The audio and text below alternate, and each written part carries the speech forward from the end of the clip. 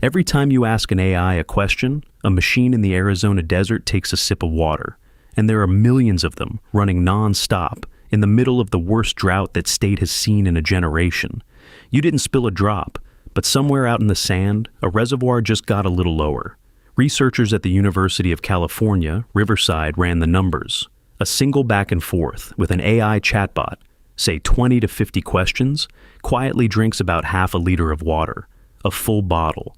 Ask it something every day for a month, and you've poured out more water than you'll drink yourself. So, hold on to this loop.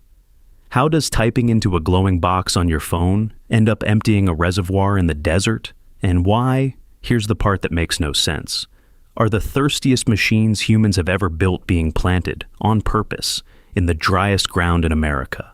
Stay with me, because the answer is a slow-motion heist, and the people getting robbed don't know it's happening yet. Start with the machines. An AI runs inside a data center, a warehouse packed wall-to-wall with thousands of computers all thinking at once. And computers thinking hard is really just computers getting hot. Not warm, furnace hot. A big AI center burns as much electricity as a small city, and almost all of that power turns into heat that has to go somewhere, or the whole thing melts. So how do you cool a warehouse full of tiny fires? The cheapest trick is the same one your body uses when you sweat: evaporation. Run water through the hot room, let it soak up the heat and drift off as vapor, then throw it away and pull in more. It works beautifully. It also means the water is gone, evaporated into the sky, not returned to the river. One large AI center can swallow up to 5 million gallons a day. That's the daily water of a town of the tens of thousands, vanishing into steam so a server can stay cool. That's water system number 1. There's a second one almost nobody has heard of, and it starts before the data center even exists. Because first, somebody has to build the chip. The brain of every AI is a microchip, and chips are made in a fab, a factory cleaner than a hospital operating room, where a single speck of dust ruins everything. To rinse those chips as they're etched, tap water won't do. It's full of invisible minerals that leave microscopic crud on circuits smaller than a virus. So fabs make ultra-pure water. Water scrubbed so violently clean, it's almost aggressive, stripped of everything but the water itself. And cleaning water that thoroughly is wasteful by nature.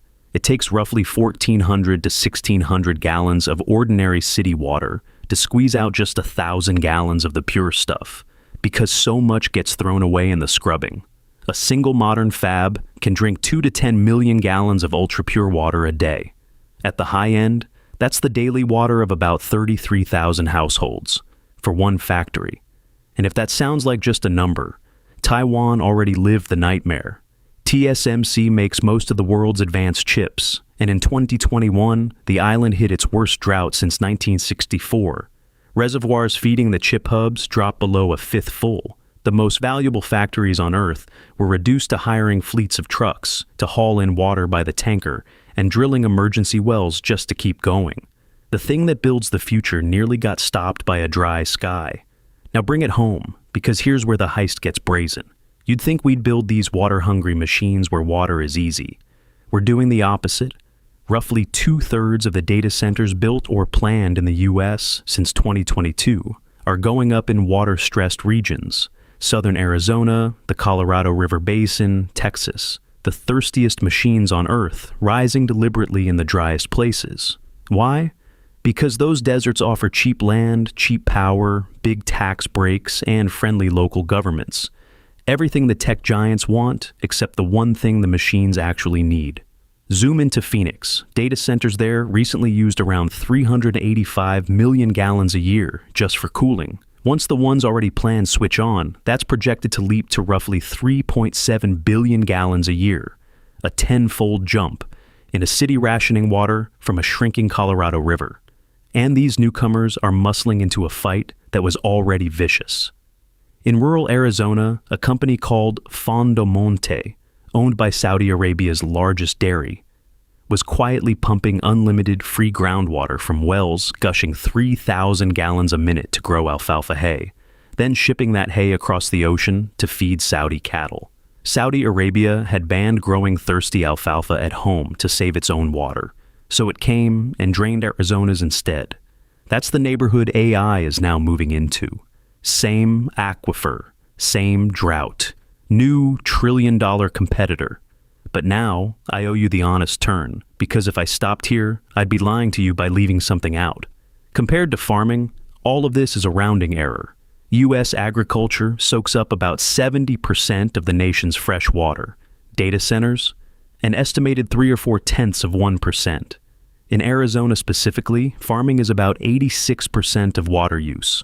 All industry, data centers included, is around 8. So some experts will tell you the AI water panic is overblown, that the real story is the mountains of electricity, and the water is almost a distraction. And they're not wrong on the math. A field of alfalfa dwarfs a server farm. Hold that thought, because it's true, and it's exactly what makes the real problem so easy to hide. The scandal was never the national percentage. It's the concentration and the secrecy. A tiny share of the country's water doesn't matter much spread across a continent.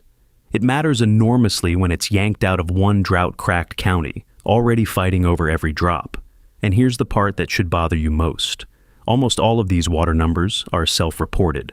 The companies tell us how much they use, and we mostly just believe them because there's little independent checking. In Memphis, Elon Musk's XAI is building a center slated to drink up to 1 million gallons a day. The recycling plant it promised the community has stalled, even as it fired up dozens of gas turbines without the proper permits. So, the machine answering your questions is quietly competing with farmers, cities, and a dying river, in the exact places that can least afford to lose, with numbers nobody outside the company can verify.